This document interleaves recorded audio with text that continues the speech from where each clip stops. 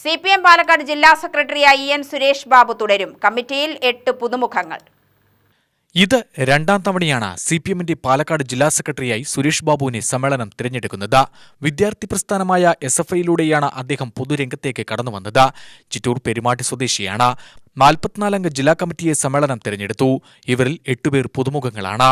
T Gopalakrishnan, T Kannan, C Bhavadas, R Jayadevan, KB Subhash, N Saritha, TK Achuthan, CP Pramod എന്നിവരാണ് പുതുമുഖങ്ങൾ. അതേസമയം പാലക്കാട് ജില്ലയിൽ അടുത്ത 3 വർഷത്തേക്ക് CPM പാർട്ടിയെയും ബഹുജന വർഗ സംഘടനകളെയും ശക്തിപ്പെടുത്തി മുന്നോട്ടു പോകാനാണ് ശ്രമിക്കുകയെന്ന് ജില്ലാ സെക്രട്ടറിയായി തെരഞ്ഞെടുക്കപ്പെട്ട EN സുരേഷ് ബാബു UTVക്ക് നൽകിയ പ്രത്യേക അഭിമുഖത്തിൽ പറഞ്ഞു. ജില്ലയിൽ 18ാം ലോക്സഭാ തെരഞ്ഞെടുപ്പിന്റെ ഭാഗമായി BJPക്കുണ്ടായ മുന്നേറ്റത്തെ ഏതെല്ലാം വിധത്തിൽ പാർട്ടിക്കും വർഗബഹുജന പ്രസ്ഥാനങ്ങളെയും സജീവമാക്കി തടയിടാൻ സാധിക്കുമെന്നുള്ള പ്രവർത്തനത്തിനാണ് മുഖ്യ പരിഗണന. കൊഴിഞ്ഞാമ്പാറയിൽ വിഭാഗീയതയൊന്നുമില്ല. അതിൽ അവിടെ നിന്നുള്ള 2 സഖാക്കളുടെ നേതൃത്വത്തിൽ കുറച്ച് സഖാക്കളെ തെറ്റിദ്ധരിപ്പിച്ച് ഒരു പ്രശ്നമുണ്ടാക്കി എന്നുള്ളതേ ഉള്ളൂ. അല്ലാതെ അവിടുത്തെ 2 പാർട്ടി ഘടകങ്ങൾക്കും അതൊരു തടസ്സമായിട്ടേ ഇല്ല. എന്നാലും പാർട്ടിയിൽ ഒരു സഖാവും പാർട്ടി വിട്ടു പോകാതിരിക്കാനുള്ള എല്ലാ മുൻകരുതലുകളും ഇവിടെ സ്വീകരിക്കും. പാർട്ടി ജില്ലാ കമ്മിറ്റി സ്വീകരിക്കും, അവിടുത്തെ ഏരിയ കമ്മിറ്റിയും സ്വീകരിക്കും. അതാണ് കൊഴിഞ്ഞാമ്പാറ വിഷയത്തിലുള്ള നിലപാട്. ഓരോ പാർട്ടി സഖാക്കളെയും എതിരാളിയുടെ കൂടാരത്തിലേക്ക് അയക്കുന്ന നിലപാട് സ്വീകരിക്കാൻ ഒട്ടും താല്പര്യമില്ല. അതുകൊണ്ട് അവരെ കൂടി പാർട്ടിയുടെ നിലപാടിനനുസൃതമായി തിരുത്തിക്കൊണ്ടുവരിക എന്ന സമീപനമായിരിക്കും തുടർന്നുണ്ടാവുക.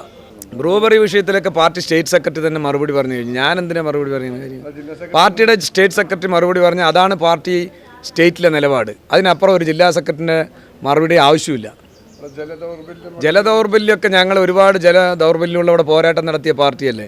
കൊക്കോക്കളെ അടപ്പിച്ചതിൽ പ്രധാനപ്പെട്ട നേതൃത്വപരമായി പങ്കുവഹിച്ചൊരു പാർട്ടിയും യുവജന പ്രസ്ഥാനമല്ലേ പാലക്കാട് ജില്ലയിലെ CPMും മറ്റേ DYFIയും. അത്തരം വലിയ കമ്പനിയെ ജലദൗർബല്യത്തിൻ്റെ ഭാഗമായി അല്ലെങ്കിൽ ജലമൂറ്റുന്നതിൻ്റെ ഭാഗമായി പോരാട്ട സമരങ്ങളിലൂടെ നിർത്തലാക്കാൻ കഴിയുമെങ്കിൽ ഇപ്പോൾ ബ്രൂവറി വിഷയത്തിൽ ഒരിറ്റ് വെള്ളം ആ കമ്പനി ഊറ്റില്ല എന്ന് ഉറപ്പാക്കിക്കൊണ്ട് മാത്രമേ ഇടതുപക്ഷ ജനാധിപത്യ മുന്നണി ഇത്തരം തീരുമാനങ്ങൾ എടുക്കുകയുള്ളൂ. ജനങ്ങൾക്ക് ബുദ്ധിമുട്ടുണ്ടാകുന്ന ഒരു പരിപാടിയും കേരളത്തിലെ LDF ഗവൺമെൻറ്റോ ആ ഗവൺമെൻറ്റിന് നേതൃത്വം കൊടുക്കുന്ന CPMോ സ്വീകരിക്കില്ല. അതുതന്നെയാണ് പാലക്കാട് ജില്ലയിലും ഈ വിഷയത്തിൽ സംഭവിക്കുന്നത്. ഇപ്പം തന്നെ ഞങ്ങൾ ബഹുഭൂരിപക്ഷം സീറ്റുകളും CPMൻ്റെ ഭാഗമാണ്. 64 ഗ്രാമപഞ്ചായത്തുകൾ LDFനുണ്ട്. അതിൽ 61 CPM ആണ്. 5 മുനിസിപ്പാലിറ്റികൾ ഇടതുപക്ഷ ജനാധിപത്യ മുന്നണിയാണ്. അതുപോലെ തന്നെ ജില്ലാ പഞ്ചായത്തിൽ 30 സീറ്റിൽ 27 ഇടതുപക്ഷ ജനാധിപത്യ മുന്നണിയാണ്. ബ്ലോക്ക് പഞ്ചായത്തുകളിൽ 2 ഒഴിച്ച് ബാക്കിയെല്ലാം ഇടതുപക്ഷ ജനാധിപത്യ മുന്നണിയാണ്. ഇപ്പോൾ ഞങ്ങൾക്ക് ലഭിക്കാതെ പോയിട്ടുള്ള ഗ്രാമപഞ്ചായത്തുകളെ ഏത് രൂപത്തിൽ പിടിച്ചെടുക്കാൻ കഴിയും? അതോടൊപ്പം തന്നെ ഞങ്ങളുടെ നിലവിലുള്ള ഗ്രാമപഞ്ചായത്തുകളിൽ ജനസ്വാധീനം കൂടുതൽ ആ പഞ്ചായത്തിൻ്റെ വികസന പ്രവർത്തനങ്ങൾ ഉപയോഗിച്ച് ജനങ്ങളുടെ